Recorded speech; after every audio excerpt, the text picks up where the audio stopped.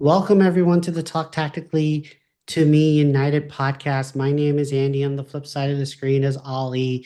This is our Sunderland preview. Last week Manchester United lost 3-1 to Brentford. We forgot to mention on the previous drop that I actually got the score right of 3-1, but for the wrong team. We said 3-1. I said 3-1 United.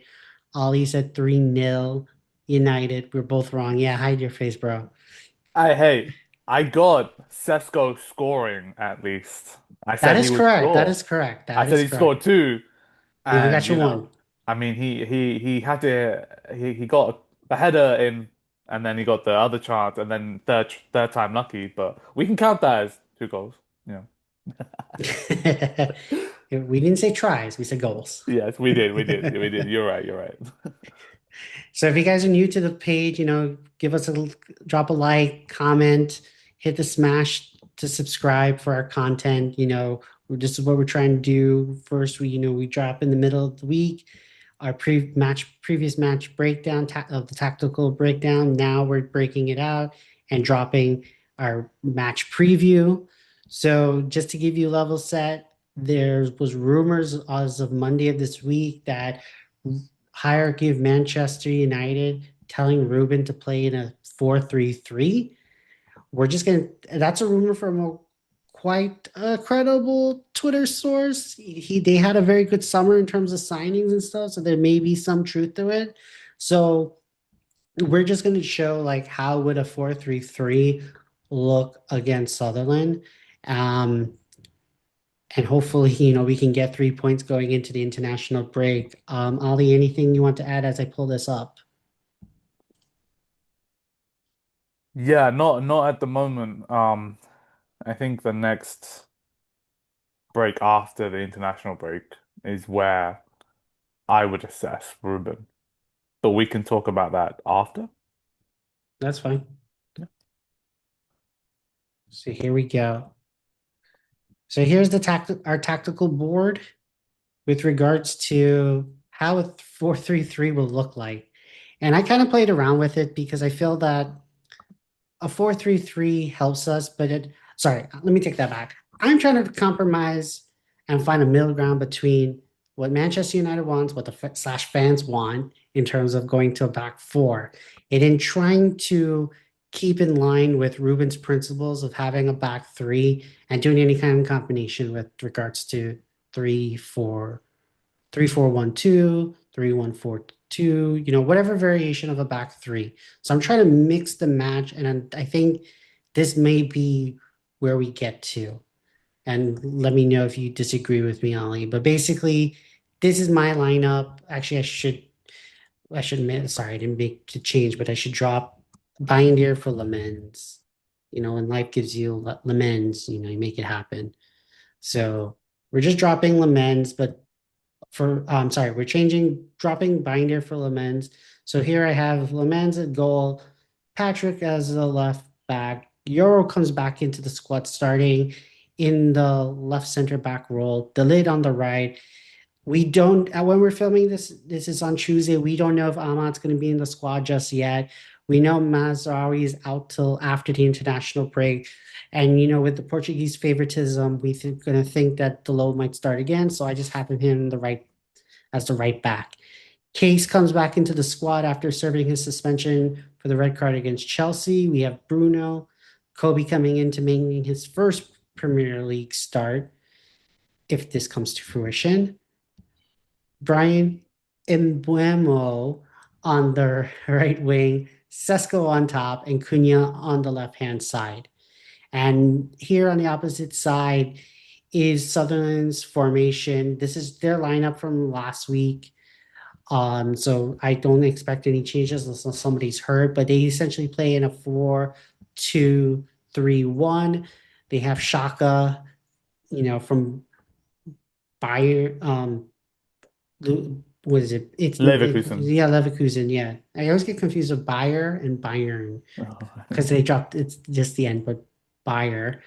And then we have Ali doesn't like me to say this, but football managers, up and coming wonder kid Chris Rigg as the attacking mid. So pretty much line up our 4-3-3 versus their 4-3-2, sorry, 4-2-3-1. Okay. Moving on to the next slide. I think that a diamond formation might be better to once we got the ball and progressing out of the back. I think a diamond formation would be great where we have your wing backs bombing forward but high up. Case comes in as the role. You have Bruno and Kobe onto the side. Cunha plays as the attacking 10. And then you have Sesko and Brian, the two strikers at the top. We've talked about it in the past with regards to Sesko at Red Bulls, at Leipzig. He needs to play off a second man. So I think this might help him complement him more in terms of his skills, having Brian come close to him, or even having the outlet at top with Cunha.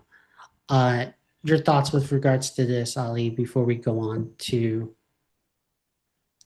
Yeah, I totally get your point with Sesko playing with someone up top. I actually think the improvements I've been seeing, I think he's actually doing an all right job as a lone striker. Yeah, obviously he's used to this, so maybe he can be even better.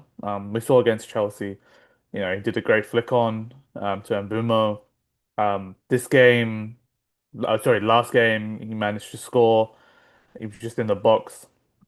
Um, Diamond formation, I still think, the wing backs are gonna get, or the full backs, are gonna get a little bit exposed here because if Sunderland is playing a 4-2-3-1, their wingers are gonna be playing against our fullbacks, and then, that it's Kobe and Bruno are gonna have to come out and close those spaces down.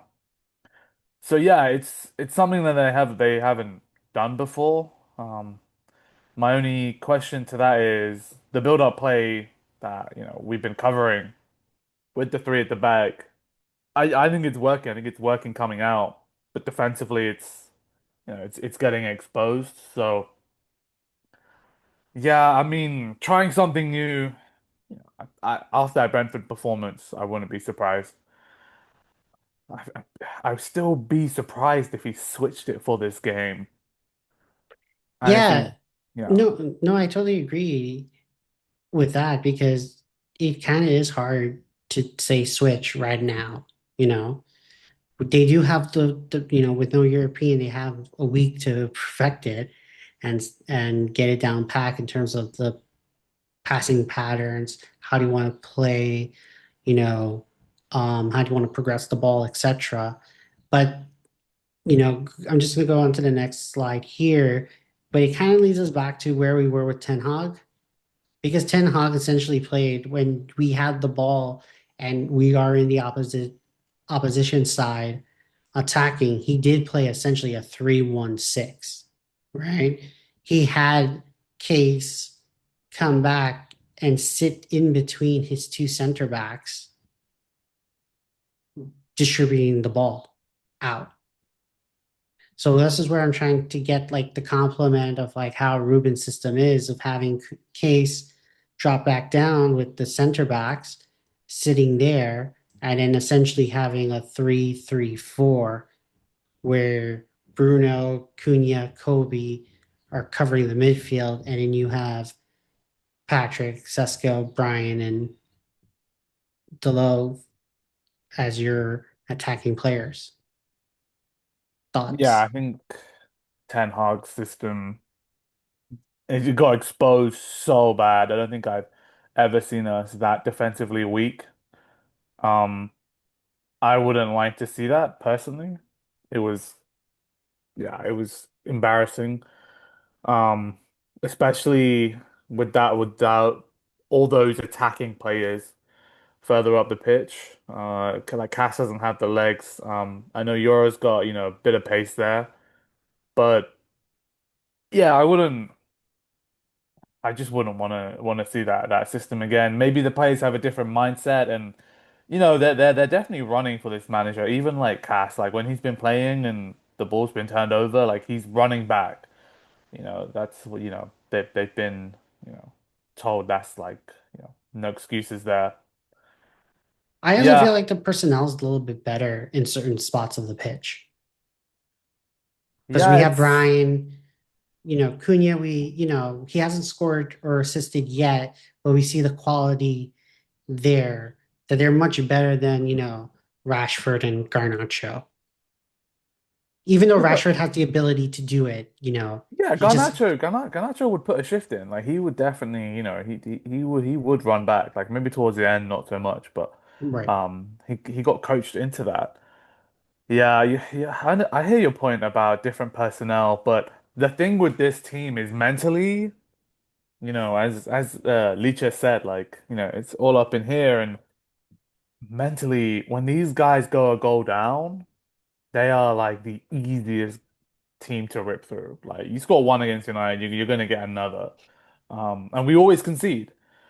So I just think like mentally they're a bit fragile, which is why supposedly having a back three or a back five is supposed to help you have a solid foundation. But I think the problem is in front of them. Like the two sixes, it's not two sixes. Like Ugarte's, he's really high up, and so is Bruno. And they're not like working together like Palace's sixes do. So, And that and leads I you to that leads you to my question of in terms of, is Bruno the weakest link in the system in order to make it work?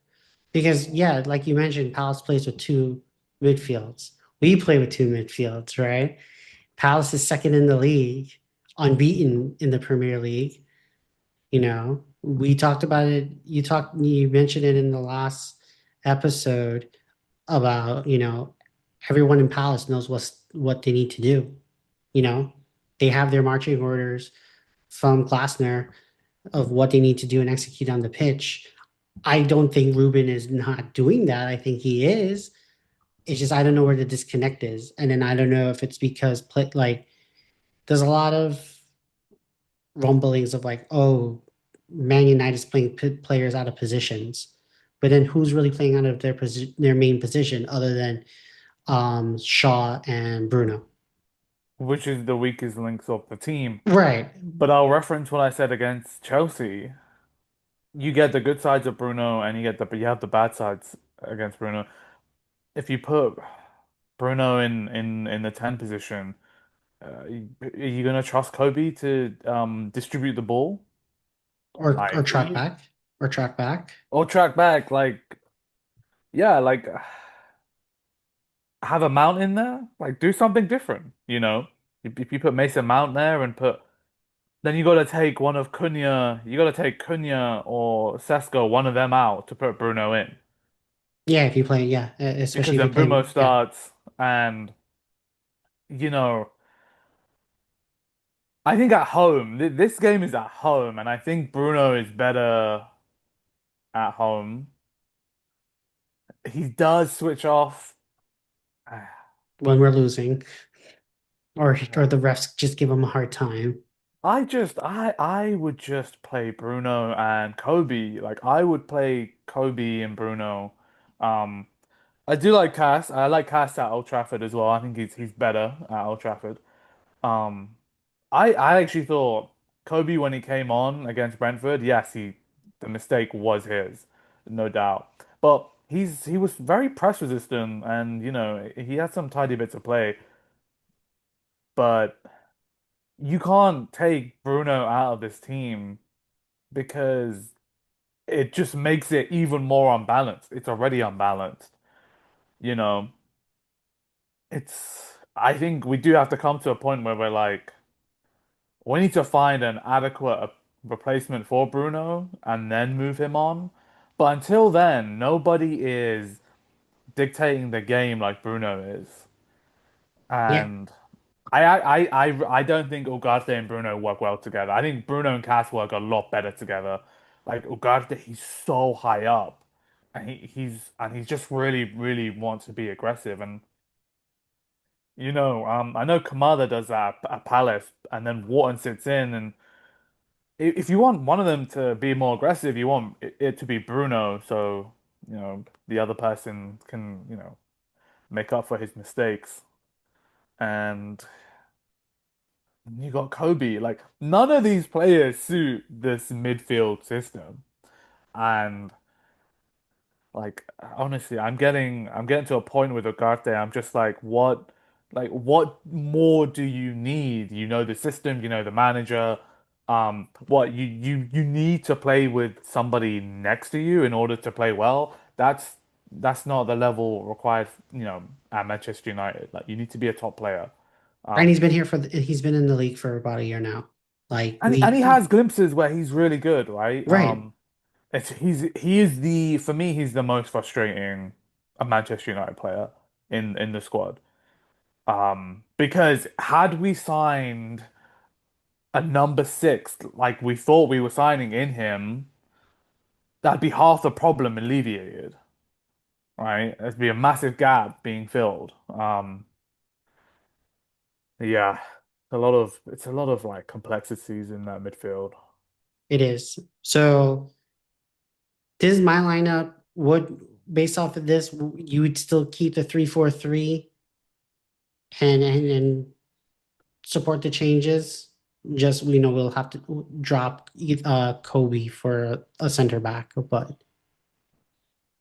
So what I would do, or what I think Ruben's gonna do. what do you think should be the lineup? You're Ruben right now. I'm Ruben. You can't sack the whole team. They're not all rubbish. If I'm Ruben against Sunderland, I've got a week to get through to my players. At Old Trafford, I'm keeping the same system. I am. I'm got Euro, Delict, and I'm putting Heaven in. I'm putting Heaven in. Yeah. I've got Euro on the right, Delict in the middle, Heaven left centre back because Sunderland's centre backs, Mukiele and Al Delta, they're very physical centre Mhm. backs. So I want Heaven in there, I want Delict in there, I want Euro in there. And then I have to have Dallo as right wing back. If Ahmad's available, I'm picking Ahmad. I've got Right. Dorgu at left wing back. I got Sesko up top. I've got Mbeumo on the right. I've got Cunha left. God, this is where it gets tricky, man. I got Bruno there. And I have Kobe. I have Kobe in for Cass. And Ugarte. Big I call. know Ugate's not starting. Like he's he's Right.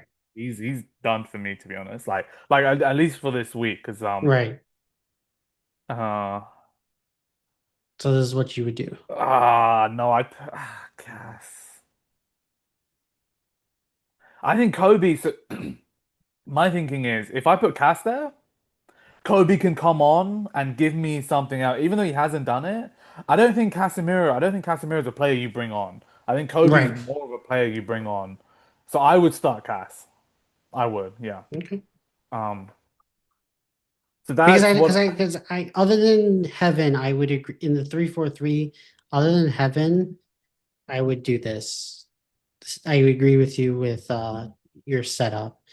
I think other than Heaven, I would do Heaven. I'll just keep McGuire, play him as a center back, have Delit as the right center back, you go on the left center back, drop Shaw because we're already seeing Shaw needs to be dropped. yeah, I'm not opposed to that either. I just think young player, and I think when you're playing at Old Trafford, there's less pressure, then it's well not less pressure, there's just less of an environment, like a, Hmm. a bad environment for you to play. Like, you're at home, the crowd is with you.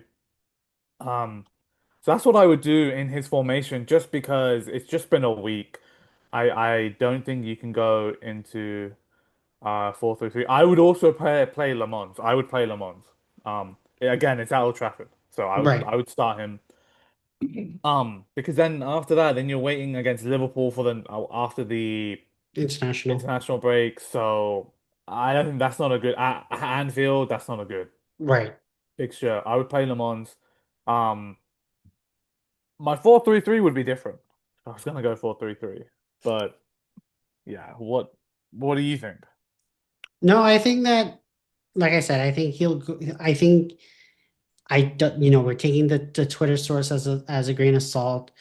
We will see what happens. I think he'll just stick to his guns of 3-4-3, and I think he'll go back with the same lineup with Le Mans or Lemons Case, and then you have Heaven here. I would drop him for, you know, Maguire Yeah, and drop Shaw for Euro and do that setup and go from there, and then try to attack, you know, going through the middle and then trying to pinpoint out on the wings because you know that's where our attacking width is coming from the wings. You know, Dorgu got essentially two assists from Chelsea. One from Chelsea, one official assist at Chelsea from the Chelsea game, and then doing that cross into the box where Sesko scored his first goal. Like we're getting the width from there. Um, so I think that's the plan. I think, you know, this Sutherland team is good. You know, I think they're third or fourth in the league. You know, they're not dropping points with these like newly promoted teams, you know, yeah. Their keeper balled out last weekend. right? He was the reason why I think Forest didn't score. Um, no, it's a good team and it's a really interesting like they have all these like kind of misfits in their team. So it's gonna be a good game. Um, I'm going for a 2-1 win. And I know that's like the most boring scoreline. Um, I want to say 3-1. I think it's going to be one of those games where right from the off, it's like all the Old Trafford games this season, they have just started with great intensity, Right, pressure and uh I think even if we go a goal down, we're capable of scoring two. I think right. we're definitely scoring two goals in this game. I think Cunha, I think Cunha is going to score. A brace or just have One. He's gonna get one. because he needs to score or get an assist to break Okay, 007 you know what? to stop 007 from happening. He's gonna get an assist. He's not gonna score. He's gonna get an assist. Okay, I think Bruno will score.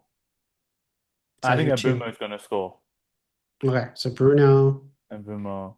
Okay, And I wouldn't be surprised if like Patrick Dorgu was balling out. getting a goal or an assist in this game. Yeah. Because he's an outlet. Right. But yeah, I think for sure. I think Mbumo's gonna score in this game. I think he's gonna yeah, gonna go crazy with it. What about you?